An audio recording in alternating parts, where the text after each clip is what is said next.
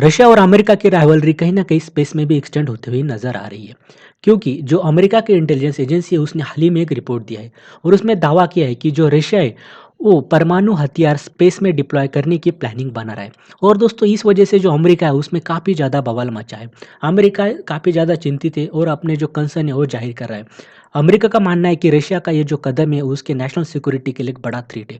और दोस्तों अमेरिका का जो कंसर्न है वो उसमें दम भी है, क्योंकि अगर रशिया सच में ऐसे कुछ हथियार लोड करता है स्पेस में, तो इस वजह से रशिया के पास फिर ऐसी कैपेबिलिटी होगी कि वो अमेरिका का कौन-सा भी सैटेलाइट या पूरा के पूरा सैटेलाइट नेटवर्क वो तबाह कर सकता है। तो इस वजह से देखिए जो अमेरिका का जो कम्युनिकेशन सिस्टम है वो पूरी तरीके से बर्बाद हो सकता है। और जो कि देखिए कम्युनिकेशन सिस्टम बहुत इंपॉर्टेंट है आर्मी के लिए और इस पर अमेरिका काफ़ी ज़्यादा टिका है।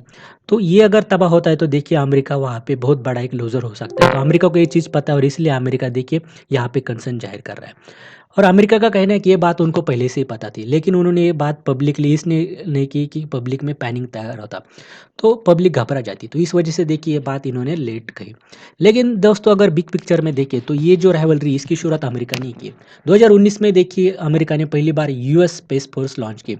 कौन सी भी दुनिया का देश हो तो इसके पास ऐसी कोई फ़ोर्स नहीं थी। लेकिन अमेरिका ने पहली बार स्पेस में भी एक कहीं न कहीं मिलिटराइज़ेशन करने की प्लानिंग बना दी थी। इसके बाद देखिए रशिया एक्शन में आ गया और रशिया को कहीं न कहीं लगा कि जो अमेरिका है उसके नेशनल सिक्योरिटी के लिए थ्रेट है, उसके स्पेस में जो सैटेलाइट है उसके लिए कहीं न कहीं थ्रेट है।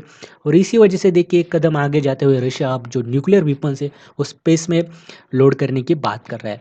और ये पूरा जो जियोपॉलिटिक्स यहाँ पे हो रहा है। अब जियोपॉलिटिक्स नहीं कहेंगे, अब इसको हम स्पेस पॉलिटिक्स ही कहेंगे तो ज़्यादा बेहतर हो जाएगा दोस्तों। और दोस्तों ये एक अमेरिका का प्रोपेगेंडा भी हो सकता है। ऐसा क्यों? क्योंकि देखिए दोस्तों अभी यूक्रेन को फंडिंग चल रही है। लेकिन जो अमेरिका में अब एक कंसेंसस बन रहा है कि आप यूक्रेन को जो फंडिंग कर रहे हैं वो कहीं न कहीं कम करें। और जो कांग्रेस है उनका वोटिंग में एक मेजॉरिटी होना बहुत ज़रूरी है, अगर अमेरिका को फंडिंग देनी है यूक्रेन को तो। अब इसी वजह से देखिए जो अमेरिका एक प्रोपेगेंडा चला रहा है कि जो रशिया है उनके लिए काफ़ी एक बड़ा थ्रेट्स है। और फिर यही थ्रेट जो है वो बता के वो कांग्रेस को कन्विंस करेंगे और फिर ज़्यादा जो फंड है, जो डेमोक्रेट्स पार्टी अभी उधर पावर में, तो वो रशिया के खिलाफ यूक्रेन को देंगे। तो यही इनका एक ज़्यादा एक परसेप्शन बना रहे, एक प्रोपेगेंडा के तौर पर एक एजेंडा वो चला रहे। तो ये एक पॉसिबिलिटी हो सकती है। और भी देखिए एक डर है अमेरिका को कि रशिया अगर ये कर सकता है तो दूसरे जो अदर पावर्स है जैसे भारत और चीन, इनके पास भी ऐसी कैपेबिलिटी फिर आ सकती है। क्योंकि देखिए भारत ने मिशन शक्ति के तहत भारत भी कैपेबिलिटी रखता है कि ज़मीन से कौन सा भी जो सैटेलाइट है जो कि स्पेस में वो उड़ा दे सकता है। अ, कुछ अगर भारत ने और उसमें प्रयास किया तो भारत जो है वो में उसमें जो न्यूक्लियर पावर भी लोड कर सकता है, न्यूक्लियर कैपेबल भी उसको बना सकता है।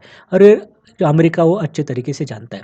अगर रशिया, इंडिया और चाइना अगर तीनों देश ऐसी कैपेबिलिटी अगर डेवलप करते हैं, तो जो अमेरिका की जो मोनोपोली स्पेस है या ओवरऑल जियोपॉलिटिक्स में, वो कहीं न कहीं देखिए पूरी खत्म हो जाएगी और अमेरिका जितना वो प्रेशर टैक्टिक्स इस्तेमाल करता है, वो इस्तेमाल नहीं कर सकेगा।